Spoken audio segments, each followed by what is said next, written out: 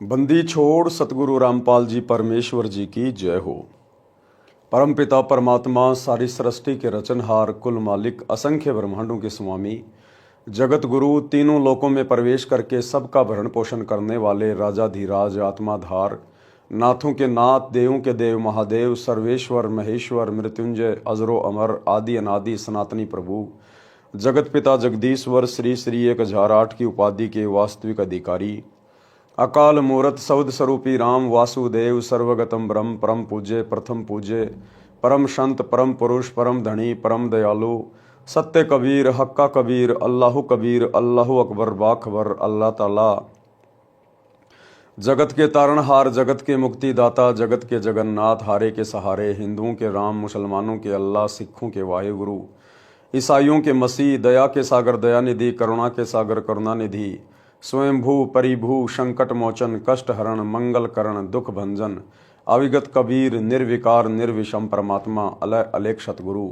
आदि अनादि सतगुरु, असली मर्यादा पुरुषोत्तम, असली राम, असली कृष्ण, असली घनश्याम, असली मुरारी, राजाओं के राजा, महाराजाओं के महाराजा, शहंशाहों के शहंशाह, सम्राटों के सम्राट, भगवानों के भगवान, अल्लाहों के अल्लाह, प्रभुओं के प्रभु, मसीहाओं के मसीह, सच्चे वाहे गुरु, बाबाओं के बाबा, पीरों के पीर, सेठों के सेठ, जगत सेठ, सावड़सा सेठ, सर्वगुण संपन्न, अनंत कोटि कलाओं के स्वामी, अनंत कोटि ब्रह्मांडों के नायक, योगियों में महायोगी, ध्यानियों में महाध्यानी, सिद्धों में परम सिद्ध, ज्ञानियों में तत्व ज्ञानी, ब्रह्म ज्ञानी, महाज्ञानी, परम ज्ञानी, सर्वश्रेष्ठ ज्ञानी, विज्ञानी, युवा कबीर, समर्थ कबीर, असमवात, अमित ओजा, सच्चे रहनुमा, करीम अल्लाह, सुभान अल्लाह, दुनिया के अंतिम पैगंबर, 8 सितंबर 1951 से गांव धनाना, जिला सोनीपत, हरियाणा, भारतवर्ष की पावन भूमि पे प्रकट रियल कल की भगवान श्री नारायण साकार हरि, श्री बाबा साहेब, नूर अनंत परमात्मा,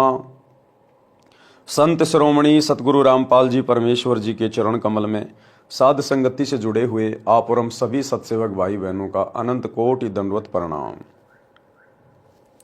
सत्साई भाई और बहनों, दया परमपिता परमेश्वर जी की, सतगुरु रामपाल जी भगवान की, जिनके शुभ आशीर्वाद से, जिनके कर कमल से लिखित पवित्र पुस्तक जीने की राह के ऊपर वीडियो बनाने की श्रृंखला जारी है। इसी श्रृंखला में आज हमारा ये 13वें नंबर का वीडियो है। प्रत्येक वीडियो में गुरुदेव भगवान के आशीर्वाद से हमें भक्ति मार्ग से संबंधित बहुत सारी बातें सुनने, देखने और समझने को मिल रही हैं। भाई और बहनों, जीने की राह कोई सामान्य पुस्तक नहीं है। ये पूर्ण ब्रह्म परमेश्वर जो कि सतगुरु रूप में धरती पे प्रकट हैं, उनके कर कमल से लिखित है, जिस कारण से इस पुस्तक को पढ़ने मात्र से हमारे बहुत सारे विषय विकारों का मर्दन होगा।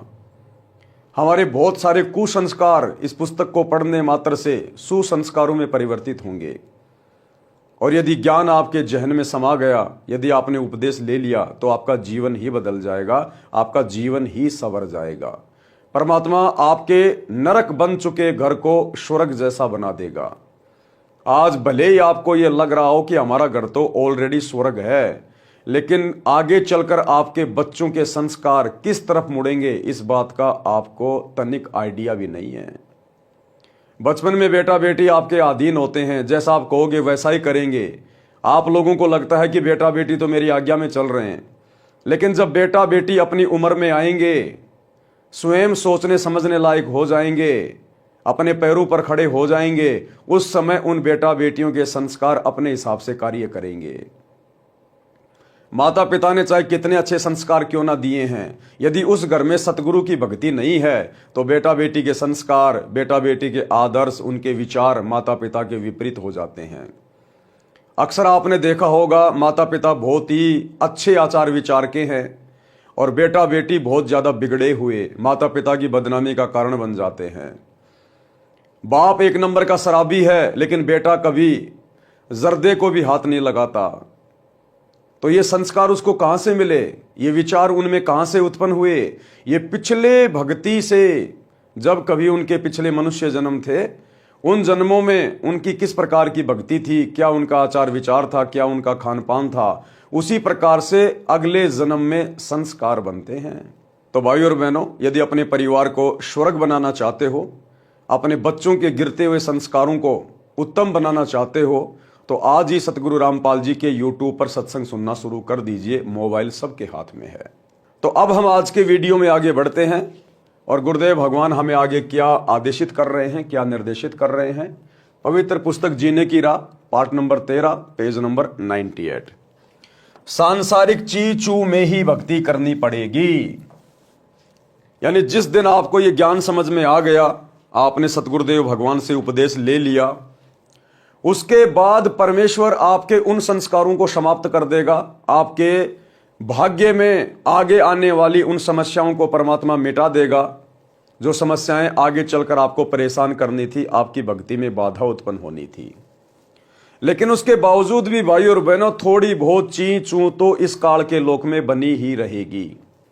हाँ, अन्य जो सांसारिक लोग हैं, अन्य जो भक्तिहीन लोग हैं, अचानक से कोई दुर्घटना हो गई, पूरा का पूरा परिवार एक्सीडेंट में मर गया, युवा बेटा मर गया, बेटी मर गई, एक्सीडेंट में किसी का हाथ कट गया, किसी की आंख फूट गई, कोई असाध्य रोग हो गया, ये सारी चीजें फिर आपके परिवार में कभी भी घटित नहीं होंगी। हाँ, इतना जरूर है, यदि परिवार के किसी सदस्य के भाग्य में मौत लिखी है और यदि सतगुरु से उपदेश प्राप्त कर लिया तो परमात्मा उसको हल्के में टाल देंगे। थोड़ी बहुत हाथ पैर में कोई चोट लग के रह जाएगी और आप लोगों को भी सतगुरु विश्वास दिला देगा कि बेटा, यदि आज आप मेरी शरण में ना होते, यदि आज आपका परिवार मेरी शरण में ना होता तो आपके ऊपर ये पहाड़ जैसी आपत्ति आनी थी, आपका परिवार शमशान बन जाना था। बाकी भाई और बहनों, ये काल का लोक है, ये पृथ्वी लोक, इसको मृत्यु लोक कहते हैं। ये दुखों का सागर है, दुखों का सागर। थोड़ी बहुत समस्या तो हम भक्तों पर भी आजीवन रहेगी और वो समस्या जरूरी भी है। अगर परमात्मा ने इस काल लोक में भगत के परिवार को सतलोक जैसा बना दिया तो फिर भगत सतलोक जाने की नहीं सोचेगा। फिर काल का एक बहुत भयंकर जाल है, जरा सा सुख होते ही फिर वो पीछे के दुख भुला देता है और भगत को लगता है कि क्या करेंगे सतलोक में चलकर, मेरा तो यही सतलोक बन गया, मेरे तो गुरुजी ने ठाठ कर दिए। और धीरे धीरे आपका वो भाव, आपकी वो श्रद्धा भक्ति से और भगवान से धीरे धीरे कम होने लगेगी, जो आपके फिर से विनाश का कारण बन जाएगी। इसलिए परमात्मा आपको ऐसा कोई भी सुख नहीं देगा जो सुख आपके लिए बाधा उत्पन्न कर दे मोक्ष मार्ग में। इसलिए गुरुदेव कहते हैं कि सुख के माथे पत्थर पड़ो जो नाम हृदय से जाए, और बलिहारी उस दुख के ऊपर जो पल पल नाम रटाए। हल्का फुल्का दुख, हल्का फुल्का संकट कभी कभार गुरुदेव अपनी तरफ से देगा उस भगत को, जिस भगत का परमात्मा ने इसी मनुष्य शरीर में पूर्णतया उद्धार करना होगा, मोक्ष करना होगा।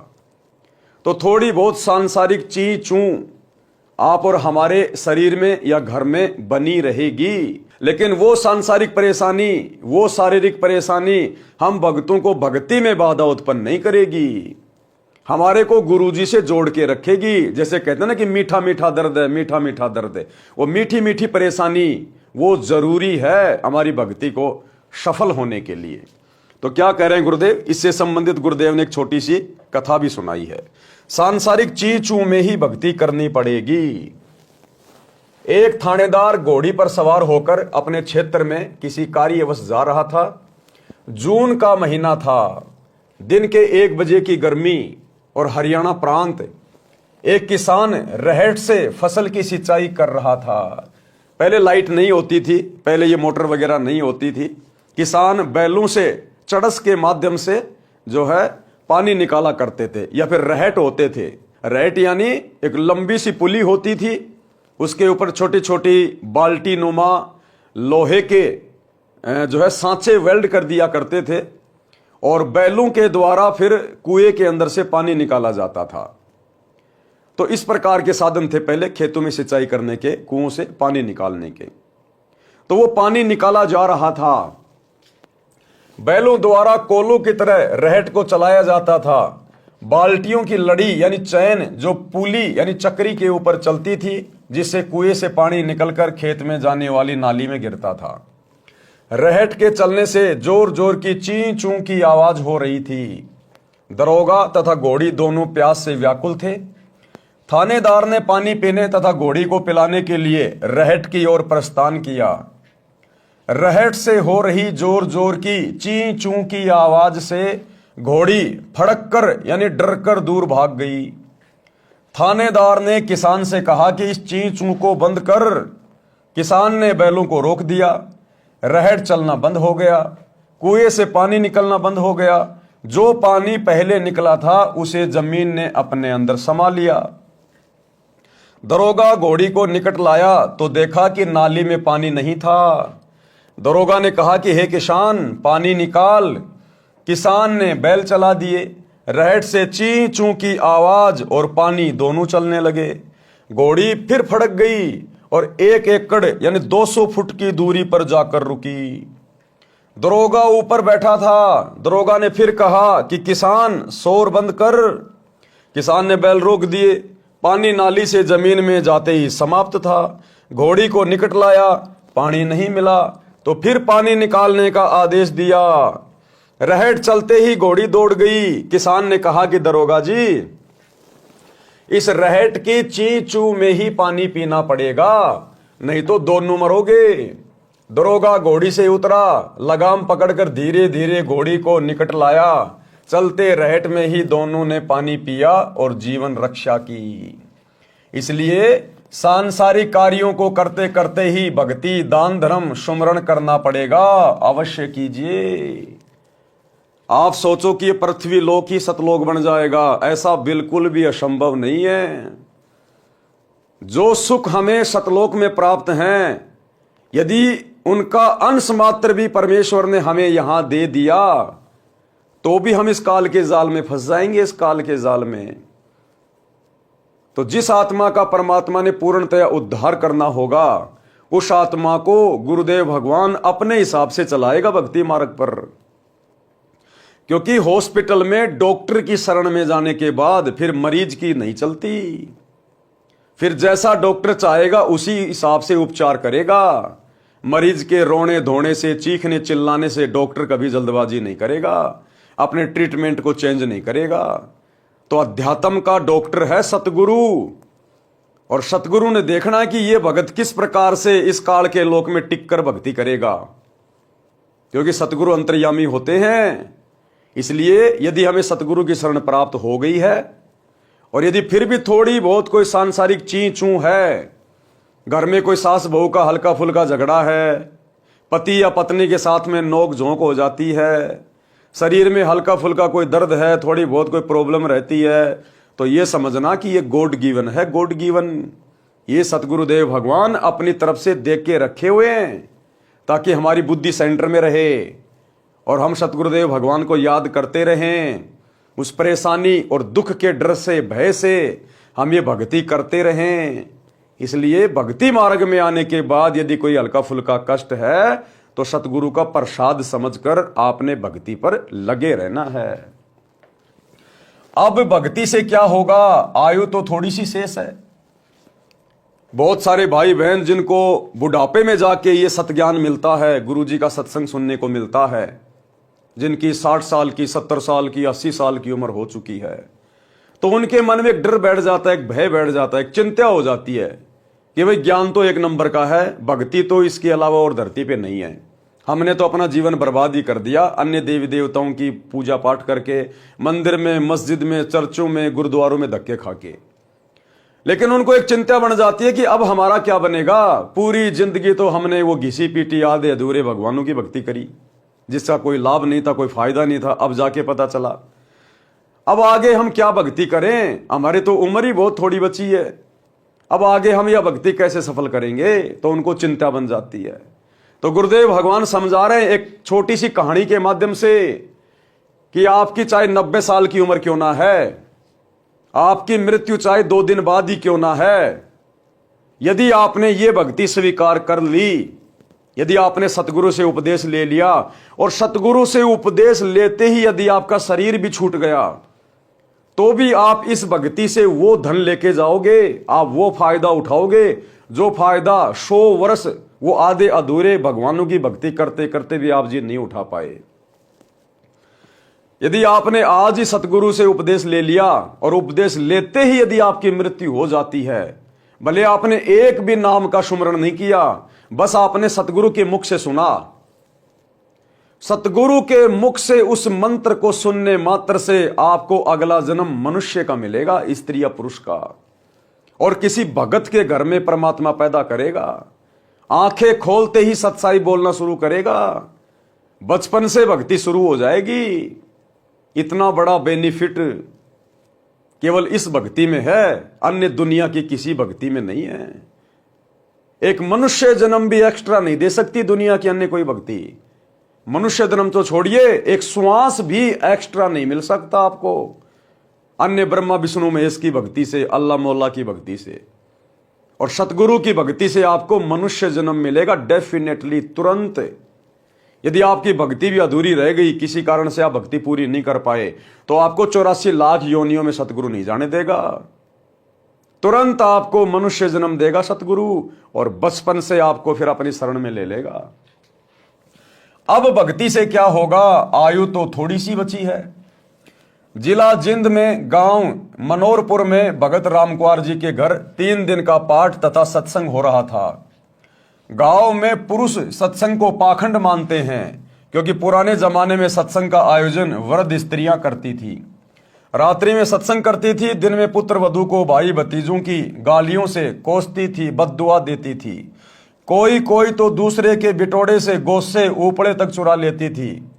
कभी पकड़ी जाती तो बदनामी होती थी। इसी तरह की घटनाओं से सत्संग नाम से लोगों को एलर्जी थी। भगत रामकुमार जी के पूरे परिवार ने दीक्षा ले रखी थी। उनको पता था कि यह सत्संग भिन्न है। जब रामकुमार जी के पिताजी को पता चला कि हमारे घर में बड़ा बेटा सत्संग करा रहा है, तो बहुत ज्यादा बेइज्जती मानी और सोचा कि गांव क्या कहेगा। इसलिए वह वृद्ध 3 दिन तक अपने बड़े बेटे के घर पर नहीं आया। छोटे बेटे के घर चौबारे में रहा, जो कि पास में ही था। दिन में खेतों में चला जाए, रात्रि में चौबारे में हुक्का पीवे और दुख मनावे कि ये कैसे दिन देख रहा हूं। मतलब सत्संग को तो इतना बुरा मान रखा है कि जिनके घर में सत्संग चलता है, इसका मतलब वो तो बेकार आदमी है, हमारी तो बेइज्जती हो गई। और ये बॉलीवुड वाले जिनको तुम हीरो हीरोइन कहते हो, अगर उनके कोई फिल्मी गाने चल रहे हैं, रात्रि में कोई फिल्म चल रही है, तो उसको घर की इज्जत मानते हैं। काल ने इस कदर तांडव मचा रखा है। रात्रि में दास यानी लेखक कौन, सतगुरु रामपाल जी भगवान। रात्रि में दास ने सत्संग किया, लाउड स्पीकर लगा रखा था। रामकुमार के लड़के को पता था कि दादाजी ऊपर चौबारे में हैं। उसने एक स्पीकर का मुंह दादाजी के चौबारे की ओर कर दिया। सत्संग का वचन सुनना वृद्ध की मजबूरी बन गई, क्योंकि छोटे बेटे का घर बराबर में था और ऊपर चौबारे पे बैठा था। अब जब तक सोएगा नहीं, तब तक तो गुरुजी के वचन कान में पड़ेंगे। 2 दिन सत्संग सुनकर वो वृद्ध तीसरे दिन पाठ के भोग पर रामकुमार जी के घर आ गया। रामकुमार जी की पत्नी ने बताया कि मैंने सोचा था कि बूढ़ा बात बिगाड़ने आया है। अब उसके बेटे की बहू ने सोचा कि बूढ़ा लड़ाई झगड़ा करेगा और ये तो हमारी इज्जत का ग्राहक बनेगा, गुरुजी को भी ना जाने क्या क्या कहेगा। वो डर गई, महाराज जी को गलत बोलेगा। पाठ का भोग लगने के पश्चात रामकुमार जी के पिताजी मेरे सामने बैठ गए और कहने लगे, यानी गुरुदेव भगवान के सामने बैठ गया वो बूढ़ा और आंखों से आंसू निकालने लगा और कहने लगे, महाराज जी मैं तो इस सत्संग से घना नाराज था, परंतु 2 दिन आपकी बात सुनी, मेरे को झंझोड़ कर रख दिया। मैंने तो मनुष्य जीवन का पूरा ही नाश कर दिया। यानी मैंने तो केवल 2 के 4 बनाए। अपने बच्चों के लिए दिन रात मेहनत करके बैल की तरह मैंने तो जमीन खरीद दी, मकान बना दिए, और मैं तो अपने आप को धन्य समझ रहा था। आज आपके सत्संग से पता चला मैंने तो मेरा जीवन बर्बाद कर लिया, बर्बाद। अरे जिस विशेष कार्य के लिए मेरे को परमात्मा ने मनुष्य जन्म दिया था, उसकी तो मैंने शुरुआत भी नहीं की। और मैं तो अपने आप को पोता पोती वाला मान रहा था, अपने आप को कार कोठी वाला मान रहा था कि मेरे सब बेटे शादीशुदा हैं, उनके बच्चे हो गए, सब ने अलग अलग मकान बना लिए। मैंने तो अपना जीवन बर्बाद कर दिया भक्ति की शुरुआत ना करके। मैंने तो मनुष्य जीवन का पूरा ही नाश कर दिया। मैंने 8 एकड़ जमीन और मोल ली, दोनों बेटों को पाला पोसा, दिन रात खेती के काम में लगा रहा। आपके विचारों से पता चला है कि मैंने तो जीवन नाश कर दिया। अब 75 साल की आयु हो चुकी है, अब भक्ति से क्या बनेगा। ये बात कहकर वह वृद्ध रोने लगा। हिचकी लग गई। मैंने उसे सांत्वना देते हुए कहा, गुरुदेव भगवान ने फिर कैसे समझाया उसको। मैंने उसे सांत्वना देते हुए कहा कि आप विश्वास करो, अब भी कुछ नहीं बिगड़ा है। एक उदाहरण तो गुरुजी से इस दास रामपाल दास ने सुना था। बताया कि जैसे कुएं में बाल्टी छूट गई हो और उसकी नेजू यानी रस्सी जो बाल्टी से बांधी जाती है, जिससे बाल्टी द्वारा कुएं से पानी निकाला जाता है। पुराने समय में कुएं लगभग 100-150 फुट गहरे होते थे। कुएं में जा रही हो यानी हाथ से वो रस्सी छूट गई हो, जो व्यक्ति कुएं से पानी निकाल रहा हो और वो रस्सी मान लो उसके हाथ से छूट गई हो, यदि दौड़कर नेजू को पकड़ने की कोशिश करने से नेजू की रस्सी हाथ में आ गई हो तो समझो रस्सी भी आ गई और पानी भी प्राप्त हो गया। यदि यह विचार करें कि बाल्टी तो गई, जाने दे, तो मूर्खता है। इसी प्रकार आपकी आयु रूपी नेजू की पूंछड़ी बची है। अब दीक्षा लेकर सर्व नशा त्याग कर मर्यादा में रहकर साधना करो, मोक्ष हो जाएगा। जैसे पहले के समय में बाल्टी से और एक लंबी सी रस्सी होती थी जिसको लाव भी कहते थे, जिसको बर्री भी कहते थे, और कुएं के ऊपर एक चाक लगा दिया जाता था, जैसे गाड़ियों के व्हील होते हैं इस प्रकार का, और उसके माध्यम से उस रस्सी के द्वारा बाल्टी को बांधकर कुएं से पानी निकाला जाता था खींच खींच के। तो गुरुदेव कह रहे हैं यदि किसी की वो बाल्टी और रस्सी हाथ से छूट गई है और वो बाल्टी रस्सी समेत कुएं में जा रही है और दौड़कर यदि पानी भरने वाले ने उसकी लास्ट की पूंछड़ी भी पकड़ ली, उसका लास्ट का हिस्सा भी यदि पकड़ लिया, तो कुछ भी बात नहीं बिगड़ी। दोबारा से खींच लेंगे, वो रस्सी भी आ जाएगी, बाल्टी भी आ जाएगी, साथ में पानी भी आएगा नीचे से। तो इसी प्रकार जो शत भक्ति अब वर्तमान में परमात्मा धरती पर लेके आए हैं सतगुरु रामपाल जी, अगर आपके अंतिम समय में भी आपको यदि ये भक्ति मिल गई तो भी आपका कुछ नहीं बिगड़ा।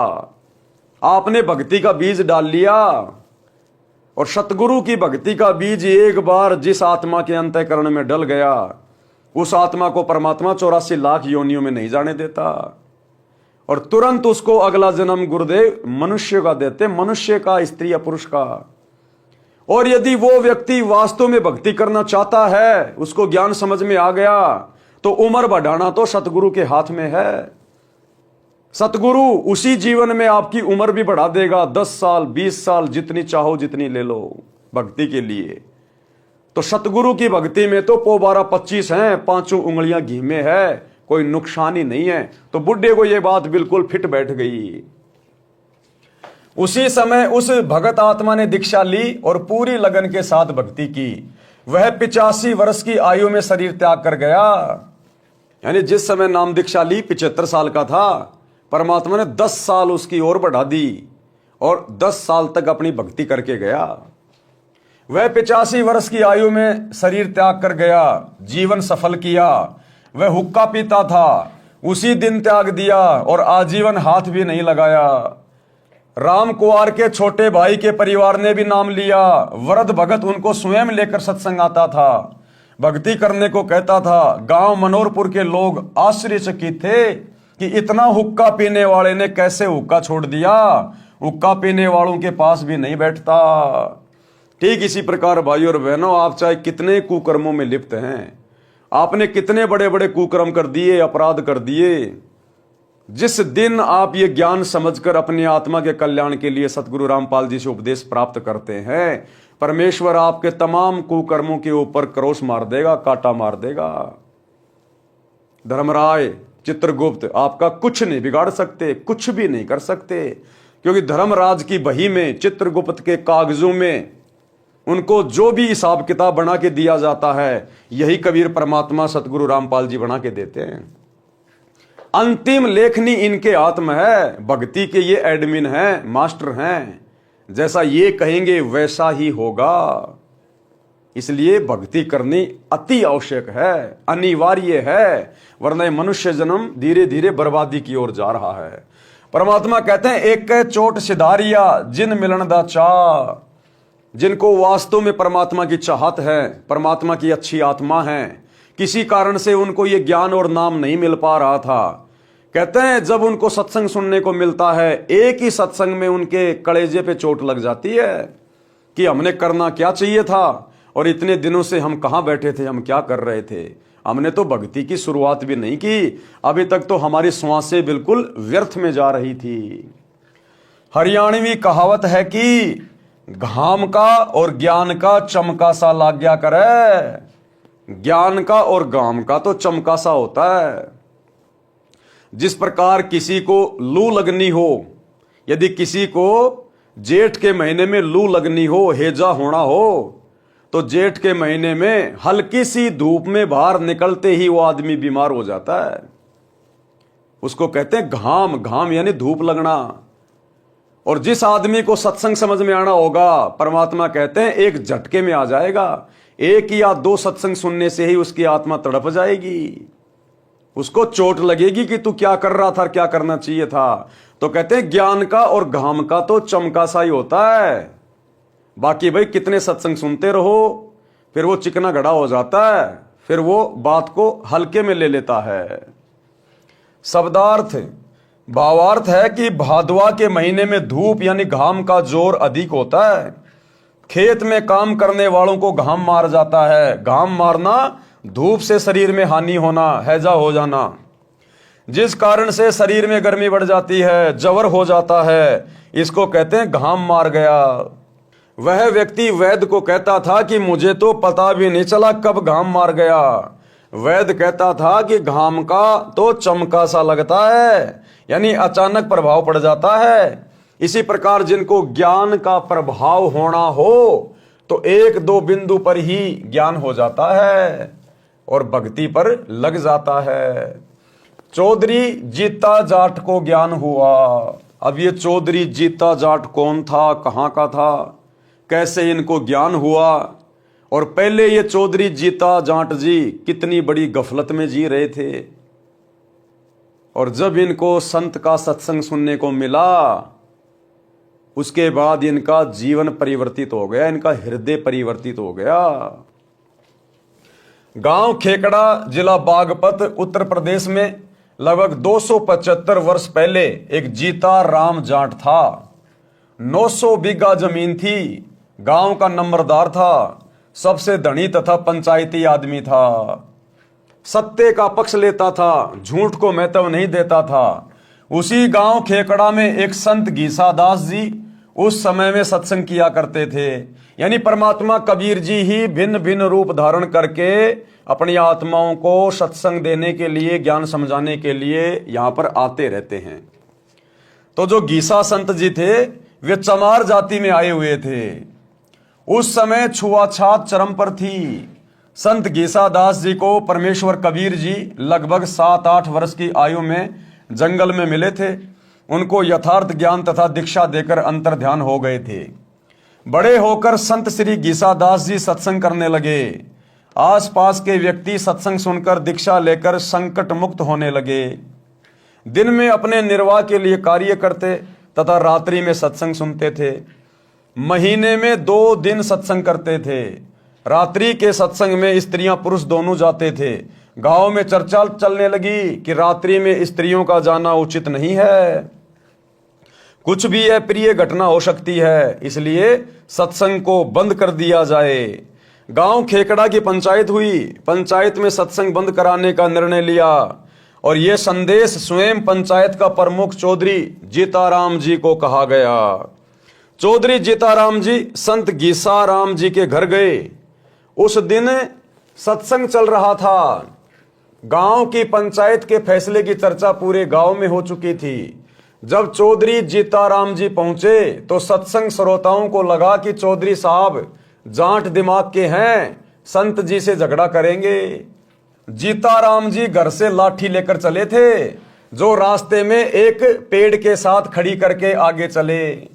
विचार आया कि भगत कोई झगड़ा थोड़े ही करते हैं, अच्छी सभा में लाठी लेकर जाना पंचायती को शोभा नहीं देता। सत्संग चल रहा था।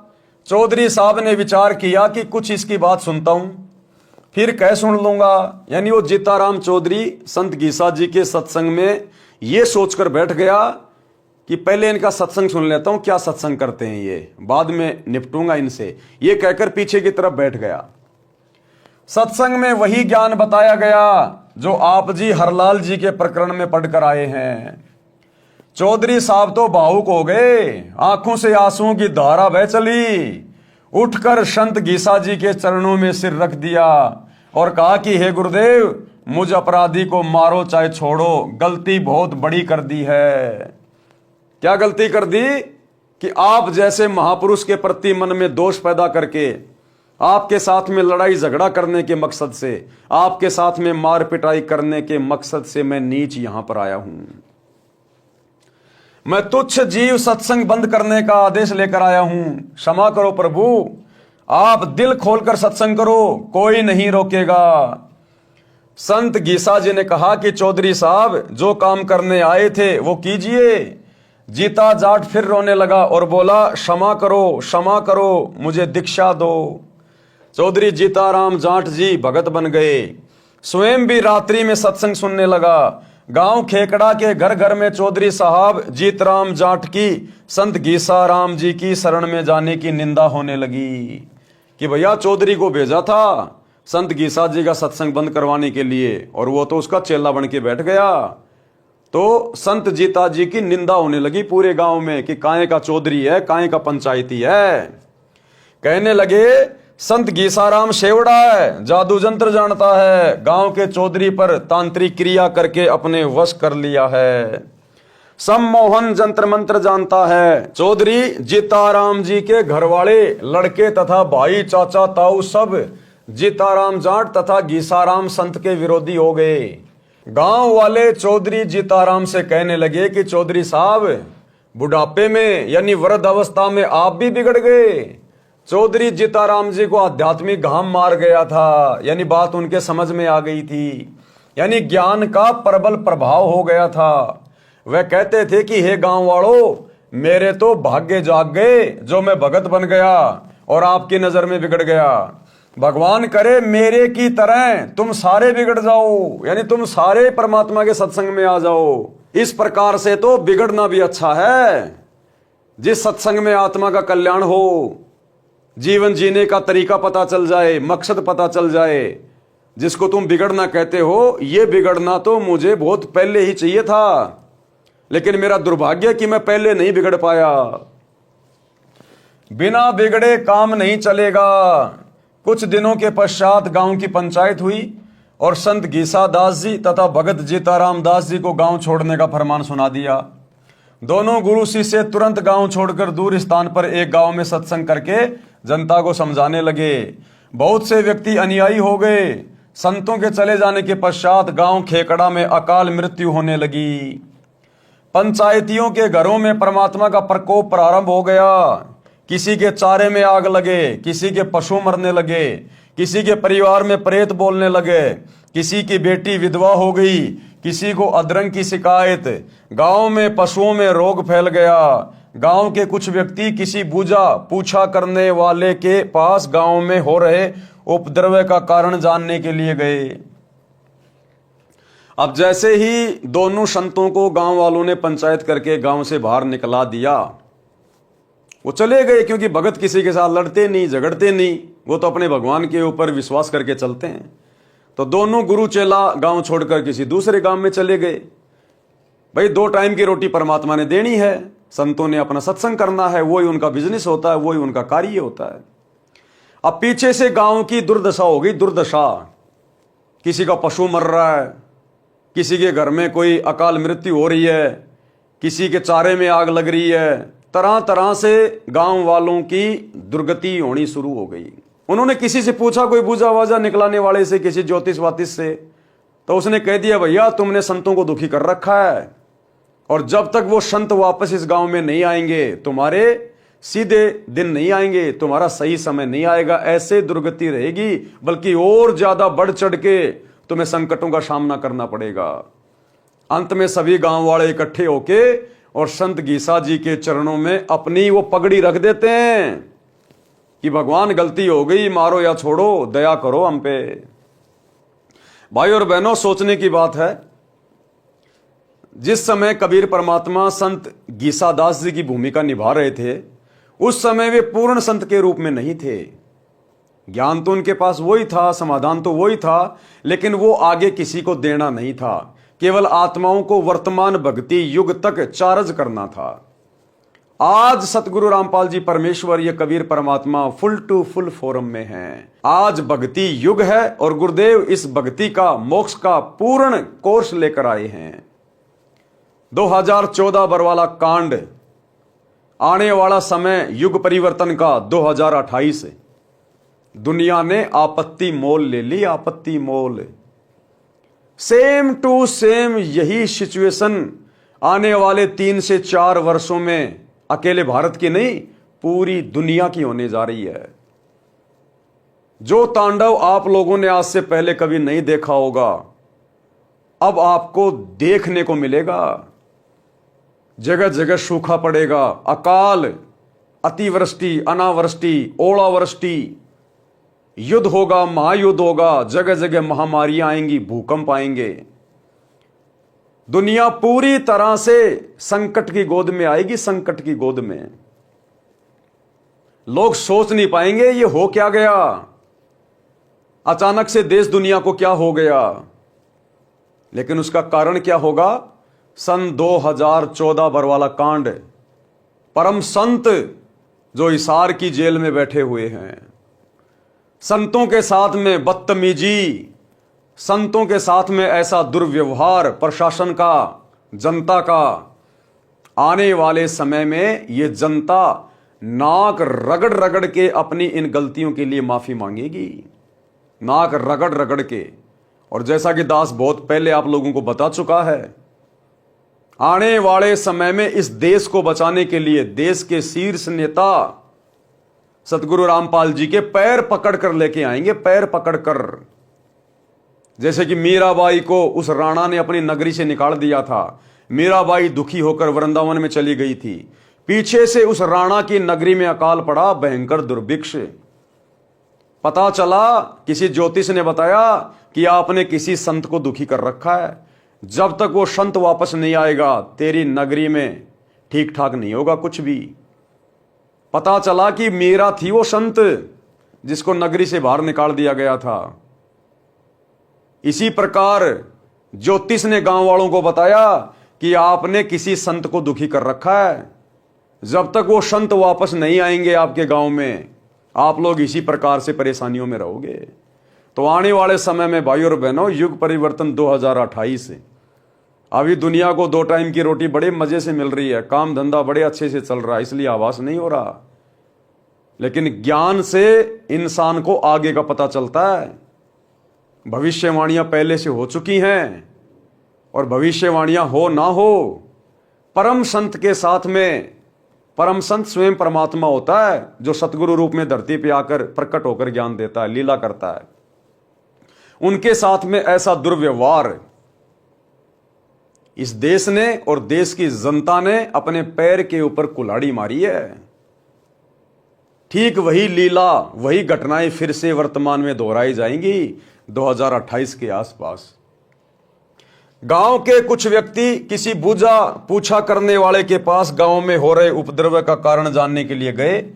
बूझा वाले ने बताया कि आपके गांव में 2 संत भगत रहते थे, वे गांव से चले गए हैं, वे वापस आएंगे तो गांव बसेगा, अन्यथा उजड़ जाएगा। उन व्यक्तियों ने गांव में आकर पंचायत करके सब बात बताई। गांव के गणमान्य व्यक्ति संत भगत को वापस लाने के लिए उस गांव में गए।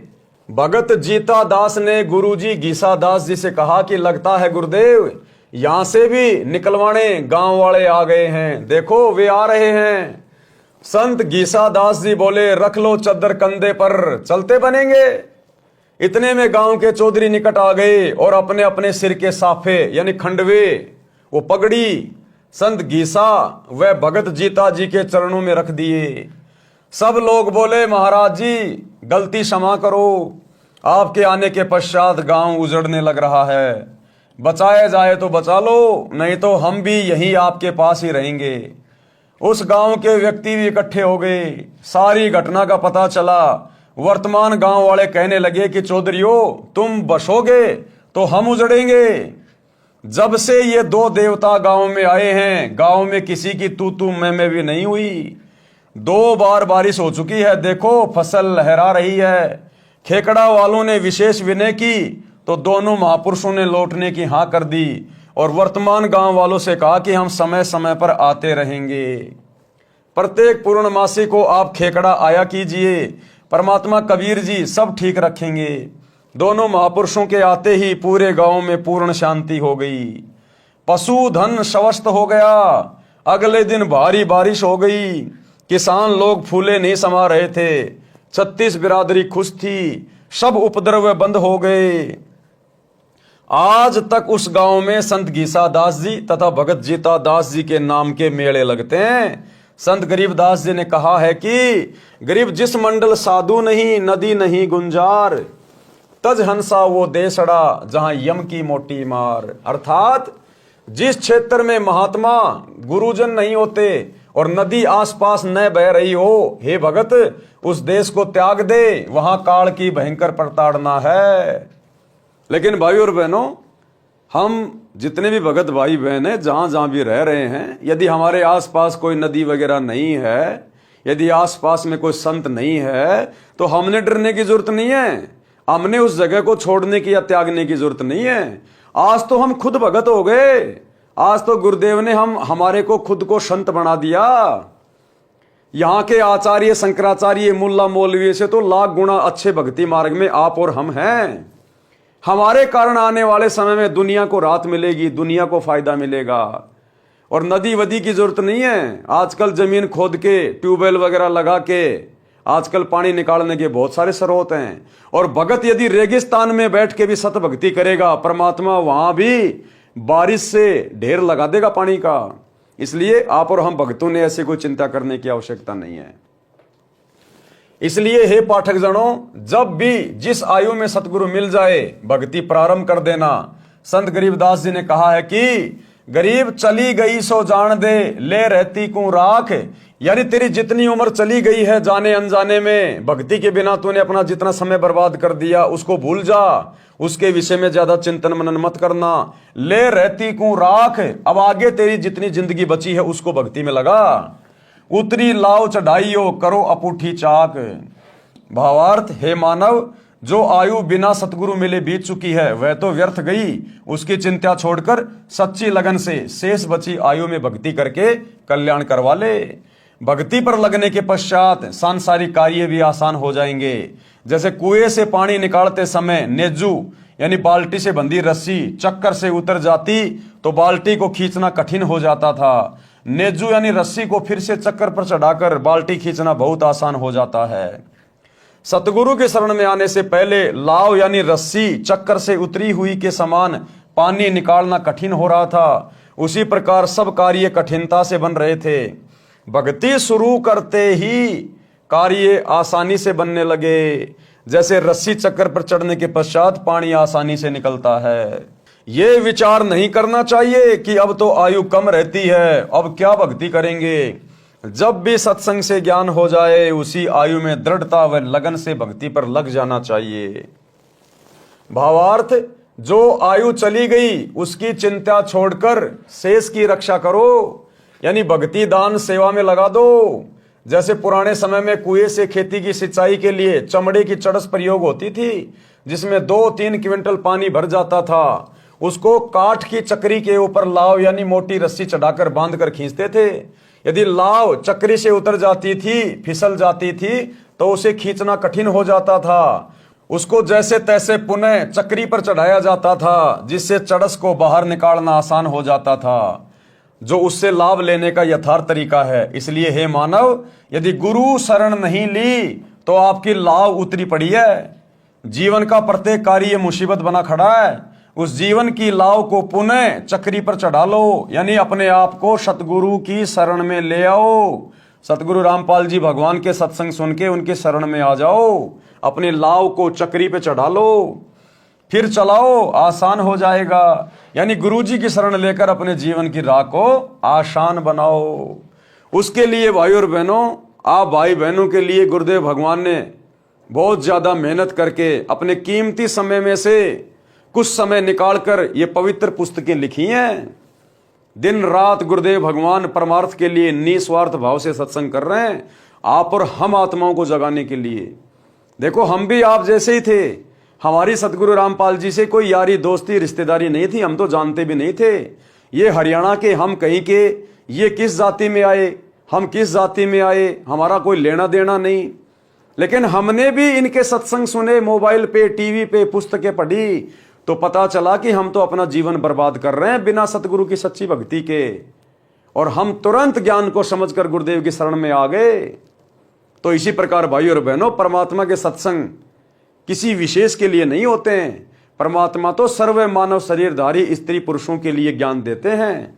जो अधिकारी आत्मा होगी, जिसने अपने मनुष्य जीवन को सफल करना होगा, गधे कुत्ते सूअर की 84 लाख वाली योनियों में जाने से बचना होगा। और इस जन्म में यहां रहते सहते जब तक उसकी उम्र है, यदि उसने प्राकृतिक आपदाओं से, शारीरिक परेशानियों से या अन्य काम धंधे की मुश्किलों से बचना है, तो भाई सतगुरु की शरण अतिशीघ्र ग्रहण कर लेनी चाहिए। अन्यथा आने वाला समय युग परिवर्तन का है, वैसे भी बहुत बुरी बीतने वाली है। वैश्या का उद्धार किस प्रकार से गुरुदेव भगवान ने, जब ये 650 साल पहले बनारस के काशी शहर में आए कबीर दास नाम से, तो किस प्रकार से गुरुदेव भगवान ने एक वैश्या का उद्धार किया। कैसे उस वैश्या ने गुरुदेव के सत्संग सुने और किस प्रकार उस वैश्या को अपने उन कुकर्मों से आत्मग्लानि हुई और सतगुरु की शरण में आकर उसने अपने जीवन को धन्य किया। यानी परमात्मा वैश्या का भी उद्धार कर देते हैं। यानी गंदे से गंदे कर्म करने वाला, घटिया से घटिया कर्म करने वाला भी यदि ज्ञान को समझकर सतगुरु की शरण में आ जाए और सतगुरु के बताए अनुसार भक्ति करना शुरू कर दे, तो गुरुदेव ऐसे पतित पावन का भी उद्धार कर देते हैं। तो सतगुरु ऐसे पतितों का भी उद्धार कर देते हैं। सत्संग सुनने से जीवन सुधर जाता है। परमेश्वर कबीर जी रात्रि में घर घर में सत्संग करते थे, दिन में अपने निर्वाह के लिए सब श्रोता तथा कबीर जी कार्य करते थे। 650 साल पहले परमात्मा खुद जुलाहे का कार्य किया करते थे, कपड़े बुनने का कार्य किया करते थे। तो दिन में अपना कार्य करते थे और ज्यादातर रात्रि में सत्संग किया करते थे, क्योंकि रात्रि में सब फ्री होते थे। एक रात्रि में सत्संग चल रहा था। थोड़ी दूरी पर काशी शहर की प्रसिद्ध वेश्या चंपाकली का आलीशान मकान था। उस रात्रि में वेश्या को ग्राहकों का टोटा था, जिस कारण से इंतजार में जाग रही थी। उसको परमात्मा कबीर जी के मुख कमल से प्रिय अमृतवाणी सुनाई दी।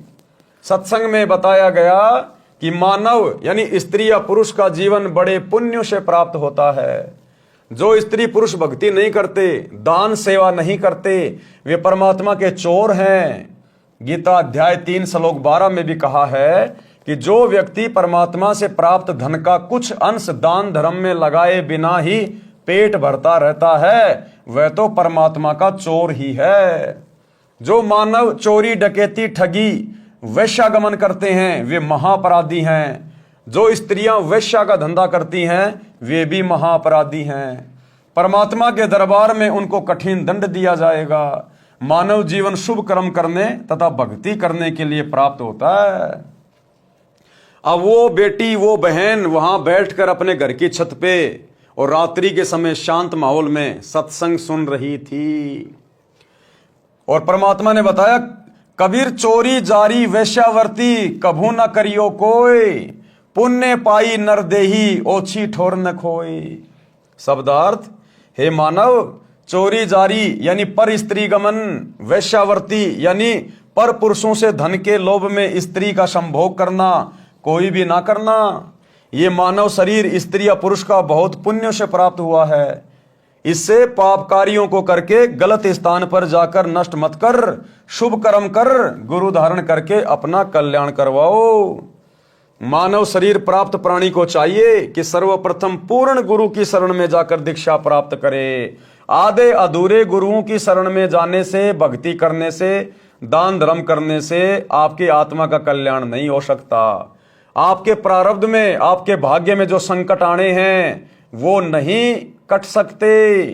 ये कार्य केवल परम संत कर सकता है, दूसरा धरती पे कोई नहीं कर सकता। मानव शरीर प्राप्त प्राणी को चाहिए कि सर्वप्रथम पूर्ण गुरु की शरण में जाकर दीक्षा प्राप्त करे, और एक समय में पृथ्वी पर केवल एक ही पूर्ण गुरु होता है। फिर आजीवन गुरुजी की मर्यादा में रहकर साधना तथा सेवा दान धर्म करता रहे, अपना दैनिक कार्य भी करे, परंतु सारी बुराई त्याग दे।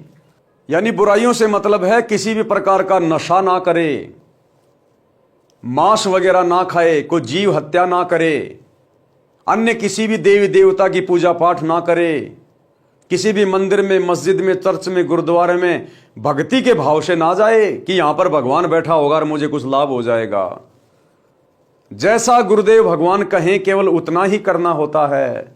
जो भक्ति क्रिया गुरुदेव बताएं केवल वही करनी होती है।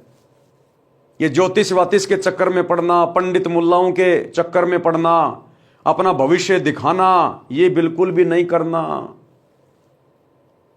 शादी विवाह के अंदर जो पाखंड करते हैं, आडंबर करते हैं, दुनिया भर का लोग दिखावा करते हैं, ये बिल्कुल भी नहीं करना। तो जब आप सतगुरु रामपाल जी परमेश्वर जी से नाम दीक्षा लोगे, आपको कुछ नियम बताए जाएंगे। शुरुआत में 21 नियम, आपने उन 21 नियमों का पूर्णतया मर्यादा में रह के पालन करना होता है।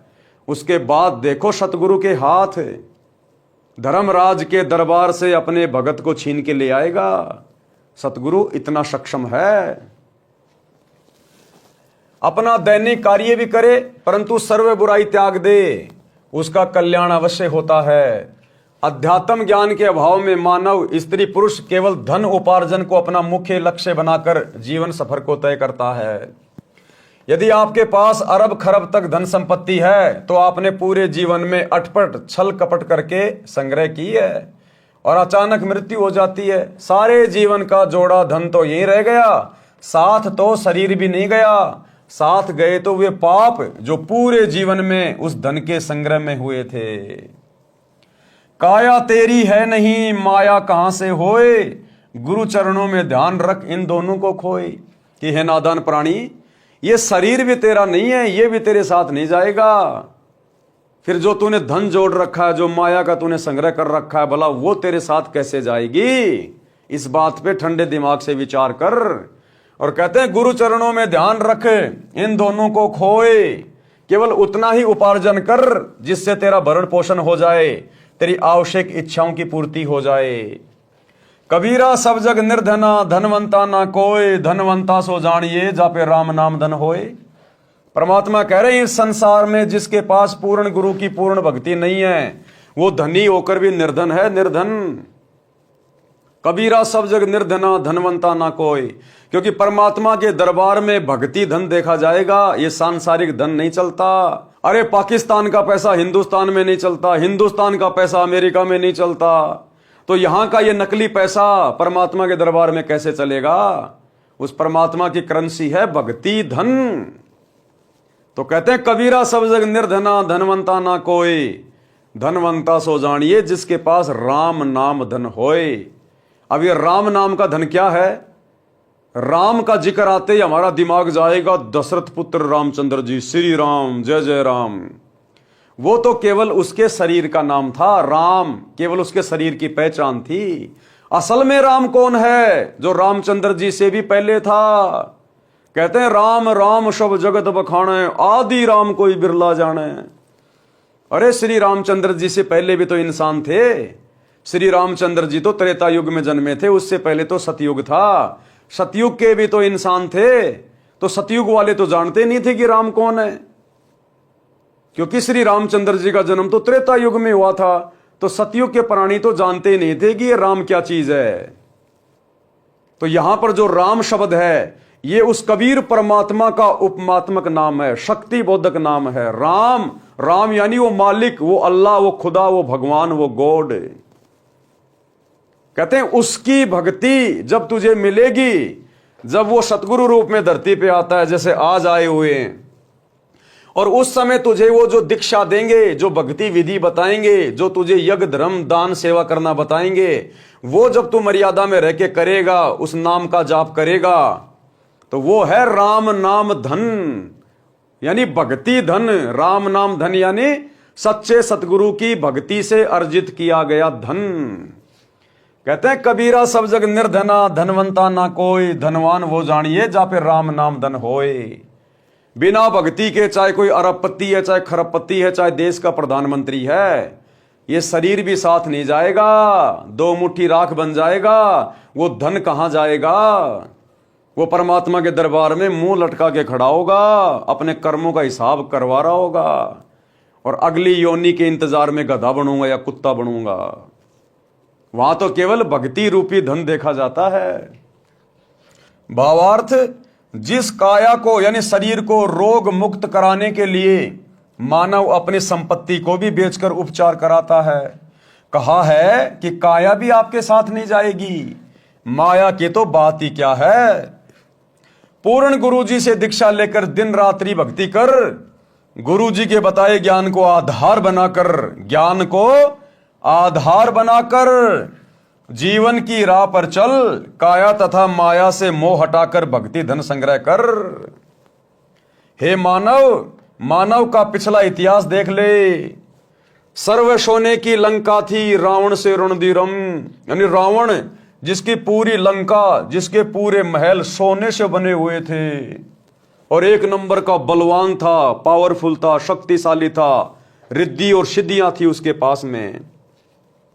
सर्व सोने की लंका थी, रावण से रणधीरम, एक पलक में राज नष्ट हुआ, जम के पड़े जंजीरम।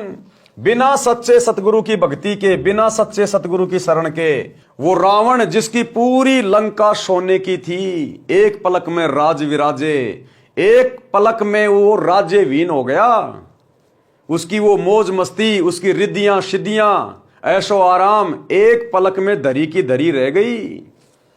तो कहते हैं एक पलक में सब नष्ट हुआ और जम के पड़े जंजीरम, और यमराज की भेंट चढ़ गया। अब यमराज उसको गधा बनाएगा, कुत्ता बनाएगा, सूअर बनाएगा, गंदी नाली का कीड़ा बनाएगा उस रावण को, क्योंकि पूरी जिंदगी उसने पाप ही किए, उसने पाप ही इकट्ठे किए, धन की ताकत में, अपने शरीर की ताकत में, रिद्धि और सिद्धियों की ताकत में। जबकि वो तो शंकर भगवान का सबसे बड़ा भगत था। रावण के जैसी भक्ति शंकर जी की कोई नहीं कर सकता, जिसने 10 बार अपने हाथ से अपने सिर काटकर अपने इष्ट शंकर जी के चरणों में रख दिए। वो शंकर भी उसकी दुर्गति होने से नहीं बचा पाया उसको, क्योंकि भगवान शंकर डमी गॉड है, कंप्लीट गॉड नहीं है, पूर्ण गॉड नहीं है। ये कर्मों से अधिक नहीं दे सकते, जितना किया है उतना ही दे सकता है। ये अपने भगत को सद्बुद्धि नहीं दे सकते, क्योंकि ये तीनों भगवान खुद दुर्बुद्धि के शिकार हैं, काल के अधीन हैं। तो भगवान शंकर की भक्ति रावण जैसी कोई नहीं कर सकता।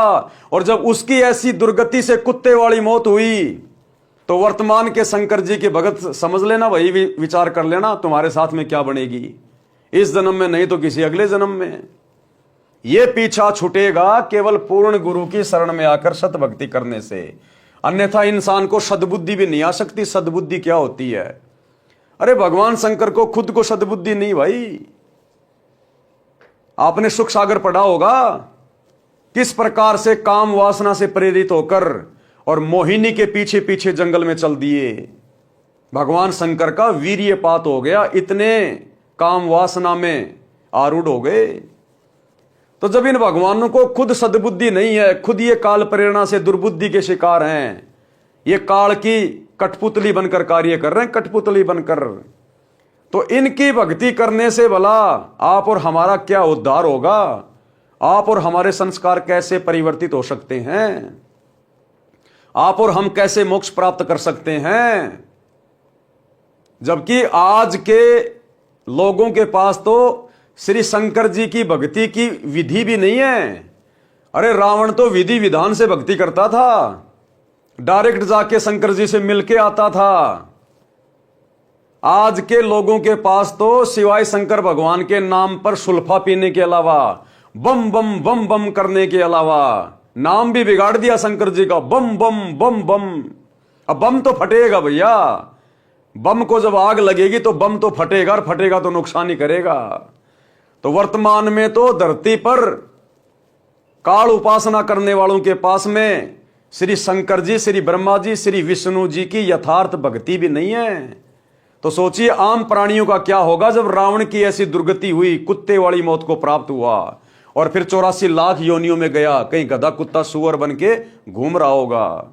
इसलिए आज मौका है, अगर आपको ब्रह्मा विष्णु महेश तक की भी सही साधना करनी है और यहीं पर आपको गधा कुत्ता सुअर बनना है, तो भी आपको सतगुरु रामपाल जी से उपदेश लेना पड़ेगा, क्योंकि वर्तमान में इनके अलावा पृथ्वी पर ना तो कोई 3 लोक की भक्ति देने का अधिकारी है और ना कोई शतलोक की भक्ति देने का अधिकारी है। तो गुरुदेव कहते हैं सर्वे सोने की लंका थी, रावण से रणधीरम, एक पलक में राज नष्ट हुआ, जम के पड़े जंजीरम। गरीब भक्ति बिना क्या होत है, भ्रम रहा संसार, रति कंचन पाया नहीं रावण चलती बार। कि बिना भक्ति के ये पूरी दुनिया भ्रमणा में भटक रही है, वो रावण उसके जैसी भक्ति तुम नहीं कर सकते। कहते हैं जाते समय मरते समय एक रति भर भी सोना लेके नहीं जा सका। तो फिर आजकल के युवा लड़के युवा लड़कियां बिना ज्ञान के हैं 5,000 रुपए का चांदी का ब्रासलेट बना लिया, दिन में 3 बार हला ला के दिखाएंगे दुनिया को। छोटी मोटी 1,000-2,000 की कोई कानों में पहन ली, या बहुत बड़ा कोई धनवान होगा तो आजकल जैसे सोशल मीडिया पे देखते हैं हम, 2-4 किलो सोना अपने गले में सर्पों की तरह लटका के घूमते रहते हैं, दिखाते रहते हैं। कहते हैं रावण की बिल्डिंग, रावण का महल 48 किलोमीटर ऊंचा था, 48 किलोमीटर ऊंचा। वो एक रत्ती भर भी नहीं लेके जा सका, पूरा का पूरा सोने का था, वो पूरा का पूरा सोने का। अब मन में शंका पैदा हो जाएगी, रावण का महल 48 किलोमीटर लंबा कैसे हो सकता है? भैया सतयुग में 100 से 150 फुट के व्यक्ति थे, 100 से लेकर 150 फुट के व्यक्ति। और आज आप सब देख रहे हैं दुनिया की सबसे ऊंची बिल्डिंग कहां है? आप सब बता दोगे, दुबई में है। क्या नाम है? बुर्ज खलीफा नाम है। कितनी ऊंची है? 1 किलोमीटर ऊंची है, 1 किलोमीटर ऊंची। और आज आदमी की हाइट कितनी है? एवरेज हाइट लेके चलते हैं 5.5 फुट। आज इंसान की हाइट है 5.5 फुट, और बिल्डिंग कितनी ऊंची बना दी आज? 1 किलोमीटर ऊंची। तो रावण की हाइट थी 150 फुट उस समय सतयुग में, सभी की 100 फुट 150 फुट। तो उनकी हाइट के हिसाब से 48 किलोमीटर की बिल्डिंग कोई ज्यादा ऊंची है क्या? जब आज का 5 फुट का इंसान और 1 किलोमीटर लंबी बिल्डिंग बना सकता है, तो 150 फुट के इंसान 48 किलोमीटर ऊंची बिल्डिंग बनाना उनके लिए कोई बड़ी बात नहीं है। और उस समय तो वैसे भी भक्ति की शक्ति से सारे काम होते थे, सिद्धियों से सारे काम होते थे, सिद्धियों से। आजकल हम लोग विज्ञान का सहारा लेके लिफ्ट लगा के ऊपर जाते हैं, रावण अपनी सिद्धि शक्ति से जाता था उड़ के। जिस प्रकार रावण ने 33 करोड़ देवी देवताओं के ऊपर हमला किया, अपनी पूरी राक्षस सेना को अपनी सिद्धि शक्ति से आसमान में उड़ा के लेके गया। तो भैया जब आपको ये सत्संग सुनने को मिलेंगे सतगुरु रामपाल जी के, तब आपको पीछे का इतिहास भी याद आएगा, आपको पता चलेगा। आजकल बस हम अपने आसपास किसी को 5 फुट का, 6 फुट का, ज्यादा ज्यादा कोई 7 फुट का एक आधा, हम सोच लेते हैं ओ हो दुनिया का सबसे लंबा आदमी। रावण के पैर की जूती भी बड़ी थी आज के 8 फुट के इंसान से। रावण के पैर की जूती की लंबाई भी आज के 10 फुट के इंसान से बड़ी थी। तो भैया भक्ति इतिहास को हम लोग भूल चुके हैं। सतगुरु रामपाल जी के सत्संग सुनना शुरू कर दीजिए। दाना दाना गिन रखा गुरुदेव ने, प्रमाणित हुआ भाई नहीं, प्रमाणित। तो कहते हैं आज के इंसान के पास तो है ही क्या, हद मार के किसी के पास में 2 किलो होगा, 3 किलो होगा। रावण की तो 48 किलोमीटर ऊंची बिल्डिंग पूरी सोने की थी, और वो सुई की नोक जितना भी मरने के बाद साथ नहीं लेकर जा सका। तुम किसके भरोसे बैठे हो? अगर वास्तव में कोई भक्ति धन है, असली कोई सोना है, असली चांदी है, तो सतगुरु रामपाल जी की भक्ति है, यही धन हमारे साथ जाएगा।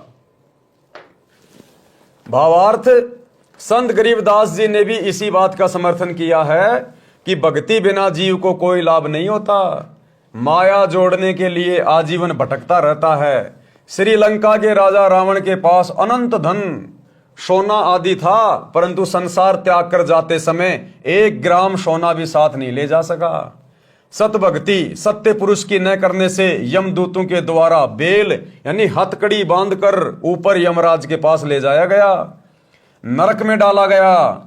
इसलिए हे मानव, अशुभ कर्मों से डर, सत्य भक्ति गुरु धारण करके कर, तब तेरा पीछा छूटेगा। नहीं तो दुर्गति दुर्गति है, यहां भी और शरीर छूटने के बाद ऊपर भी।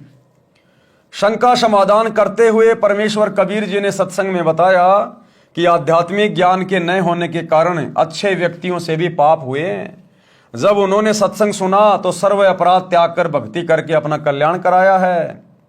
परमात्मा कबीर जी ने बताया कि मेरे पास साधना के वे यथार्थ मंत्र हैं जो सर्व पापों को नष्ट कर देते हैं। यानी वो गणिका, वो वैश्या बहन जो अपने घर की छत पे बैठ के सत्संग सुन रही थी, परमात्मा उसी आत्मा को टारगेट कर रहे थे, क्योंकि मालिक जानी जान है, अंतर्यामी है, किस आत्मा को किस समय और किस तरह से अपनी शरण में लेना है। तो परमेश्वर उस आत्मा को टारगेट करके सत्संग सुना रहे थे। तो क्या बोले परमात्मा कि परमात्मा कबीर जी ने बताया कि मेरे पास साधना के यथार्थ यानी सच्चे मंत्र हैं जो सभी पापों को नष्ट कर देते हैं और पुण्य बच जाते हैं। जैसे वर्तमान में वैज्ञानिकों ने ऐसी औषधि खोजी है जो खेती में डालने से घास व खरपतवार को नष्ट कर देती है, फसल सुरक्षित रहती है। ये मंत्र मैं अपने लोक से लेकर आया हूं। क्या कहा परमात्मा ने, कबीर जी ने, जो 650 साल पहले सतगुरु रूप में आए थे, कि भक्ति के ये सतमंत्र मैं अपने लोक यानी सतलोक से लेके आया हूं। सोहम शब्द हम जग में लाए, सार शब्द हम गुप्त छुपाए। सोहम नाम का जो मंत्र है, ये मंत्र यहां इस पृथ्वी पर किसी भी धर्मशास्त्र में आपको लिखा हुआ नहीं मिलेगा, सिवाय कबीर परमात्मा के। और कबीर परमात्मा से परिचित जितने भी संत हुए, उसके बाद उन्होंने अपने जो ग्रंथ लिखे हैं, जैसे आदरणीय नानक जी जो कबीर जी के शिष्य थे, नानक जी के ग्रंथ में आपको सोम शब्द का जिक्र मिलेगा। आदरणीय गरीबदास जी जो कबीर परमात्मा के शिष्य थे, उनके सदग्रंथ साहिब में आपको इस मंत्र का जिक्र मिलेगा। आदरणीय दादू जी के ग्रंथ में, उनकी वाणियों में आपको इन मंत्रों का जिक्र मिलेगा। अन्यथा जितने भी धर्म ग्रंथ हैं, हिंदुओं के 4 वेद, गीता जी, मुसलमानों की कुरान मजीद, कुरान शरीफ, तौरेत, जबूर, इंजल, ईसाइयों की बाइबल, आपको कहीं भी सोहम शब्द नहीं मिलेगा। ये सोहम शब्द कबीर परमात्मा इस काल के 21 ब्रह्मांड में लेके आए। सोहम शब्द हम जग में लाए, सार शब्द हम गुप्त छिपाए। शब्दार्थ ऊपर किया है। ऋग्वेद मंडल 9 सूक्त 95 मंत्र 2 में भी प्रमाण है कि परमात्मा इस संसार में प्रत्यक्ष प्रकट होकर, प्रत्यक्ष प्रकट कैसे होते हैं? सतगुरु रूप में। क्योंकि कबीर परमेश्वर स्वयंभू हैं, वे किसी मां के गर्भ से जन्म नहीं लेते। उनकी लीला अजब गजब होती है। नामा और रैदास रसीला, कोई न जाने अवगत की लीला। वे स्वयंभू हैं, मां के गर्भ से जन्म लेके नहीं आते, लेकिन सांसारिक दिखावे में ऐसी लीला करते हैं कि जैसे ये एक स्त्री और पुरुष के सहयोग से जन्म लेकर आए हैं।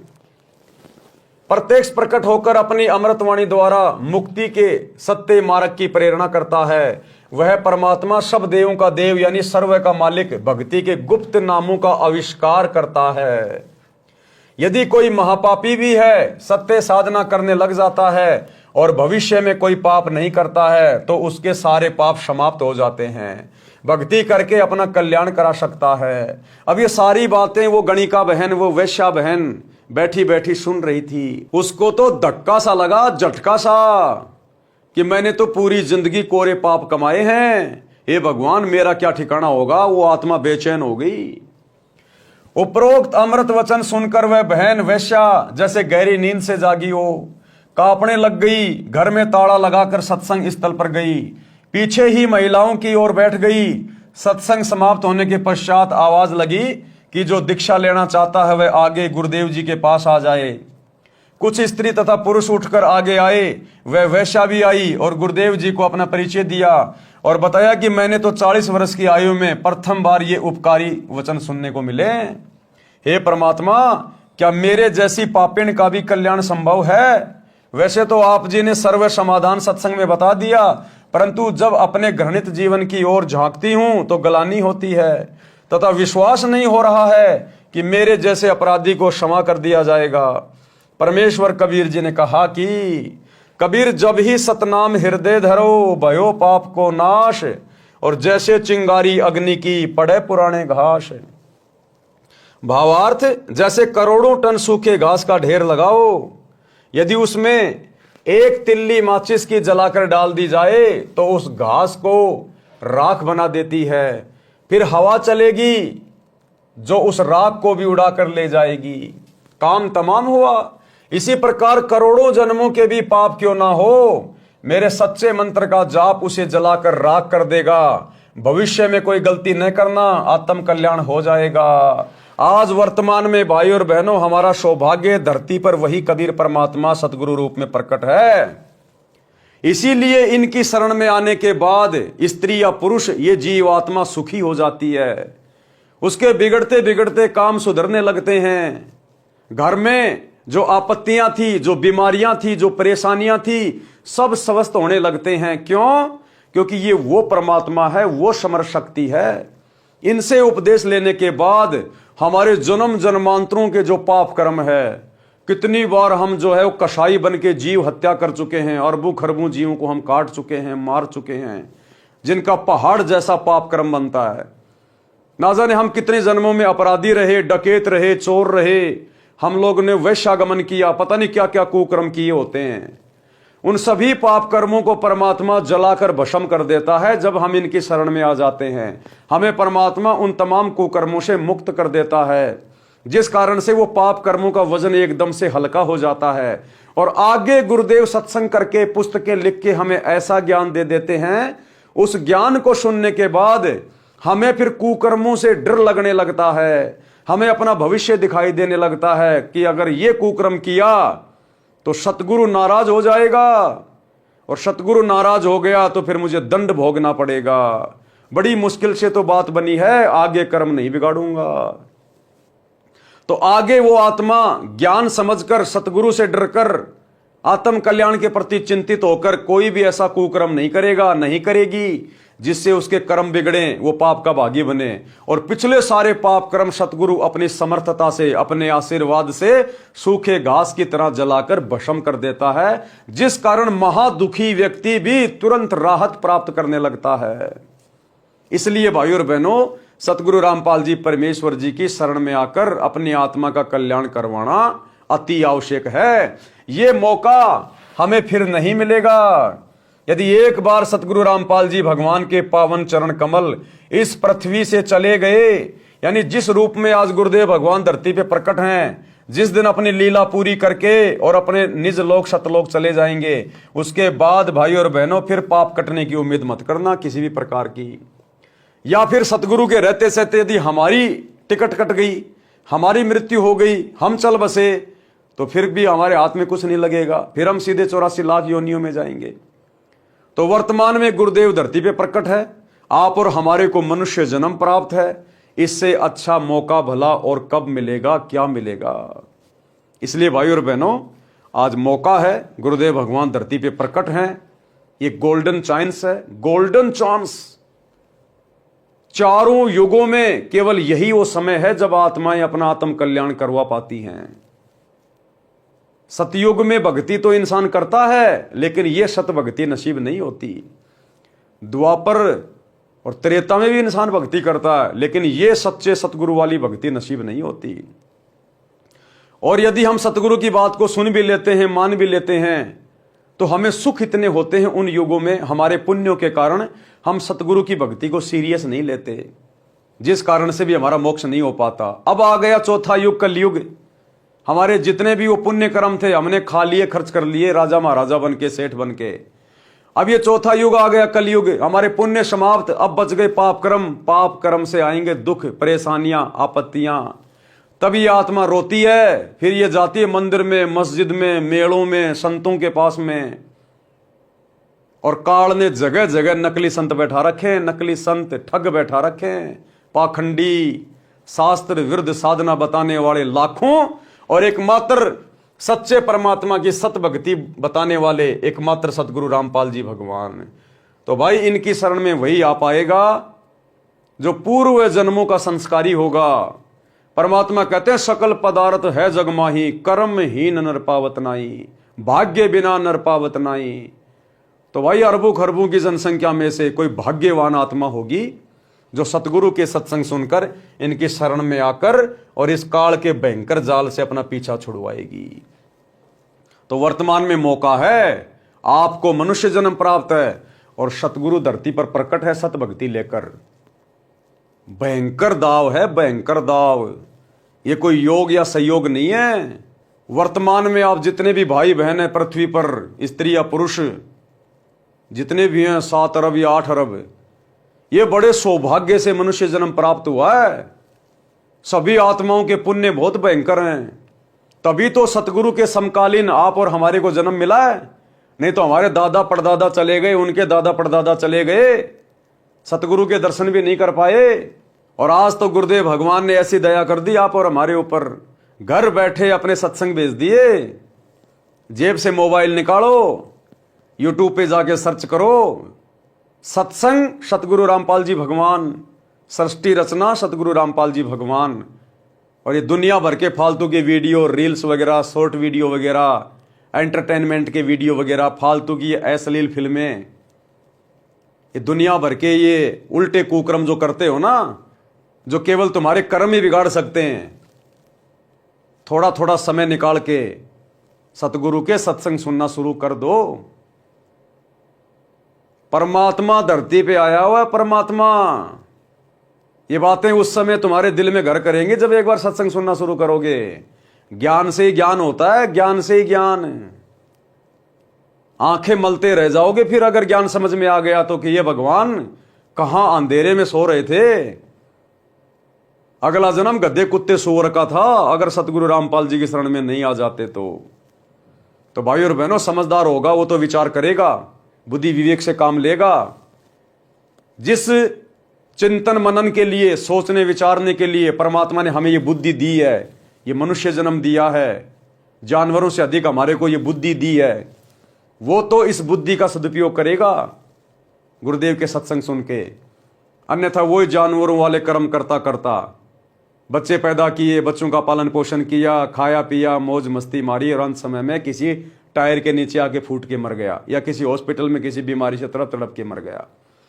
वो तो वही कर्म करते हुए जाएगा संसार से जो जानवर करते हुए जा रहे हैं। तो उसमें जानवर में तो फिर कोई अंतर नहीं हुआ, अगले जन्म में फिर उसको जानवर ही बनना है। लेकिन यदि आप समझदार हैं तो गुरुदेव के सत्संग सुनना शुरू कर दें और अपने इस अनमोल मनुष्य जन्म को, जो यहां की किसी भी संपत्ति से जिसको तोला नहीं जा सकता, इतना कीमती है ये।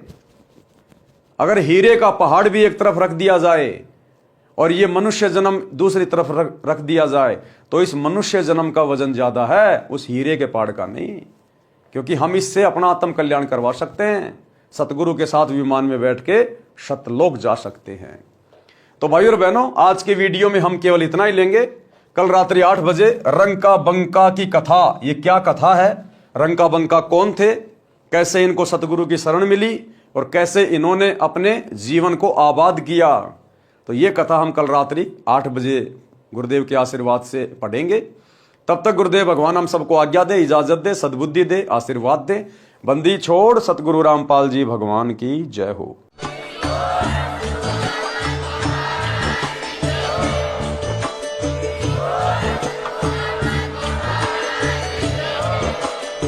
भाई जो गुरु बचन पे डट गे, कट गे फंद 84 के, कट गे फंद 84 के, कट गे फंद 84 के। भाई जो गुरु बचन पे डट गे, कट गे फंद 84 के, कट